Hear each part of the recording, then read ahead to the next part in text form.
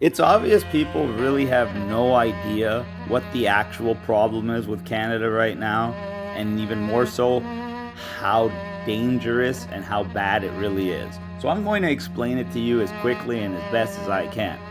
Besides the fact that millions and millions of people got the jab, and within 5 to 10 years, we're going to start seeing the health problems manifest in lots of ways, that's besides the point. That's just a side thing. So forget that right now, but keep it in the back of your mind. The real problem with Canada is that we have a massive debt and inflationary crisis problem. Why? Because our government is intentionally overspending. You think they just couldn't balance the budget and got an extra $40 billion of debt when we already have 107% debt to GDP ratio, second in the world only to Australia?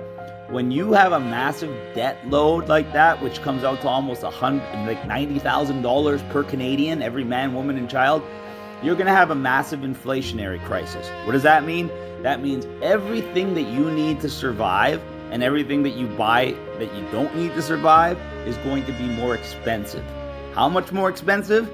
Well, if you talk to an actual economist or somebody like me that knows what they're talking about, it's basically at the point where every single year, it's going to cost you roughly 30% more to live exactly how you were living the year before. Now, combine that with the fact that our GDP is not even growing, it's actually shrinking. That makes the inflation even worse. Combine the fact that the only part of our economy, our so-called economy that is growing, is the public sector, aka government, which does not provide anything to the GDP, but actually just increases our debt further because they get paid with taxpayer dollars and they don't bring any money into the country.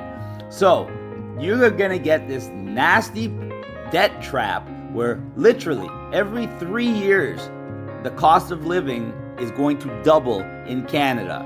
So what are they going to do?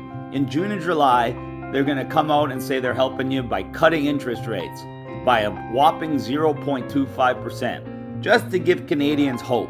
Then when we do slip into a recession, they're going to blame the recession as this.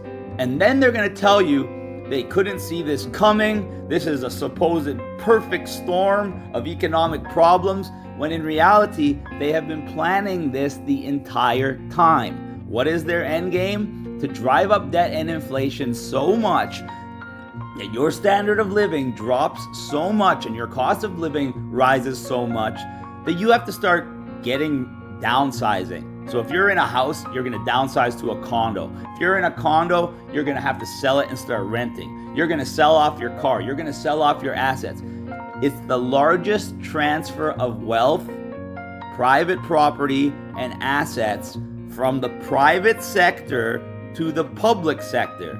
In other words, it's a full-blown communist takeover using higher taxes, perpetual and on purpose deficit spending, increasing the debt, and using inflation, robbing you of your purchasing power as the tool to force you into a smaller and smaller standard of living every single year.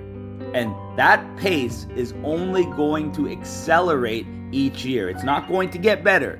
So in 5 years from now, it's going to be a massive shit show that you cannot even imagine.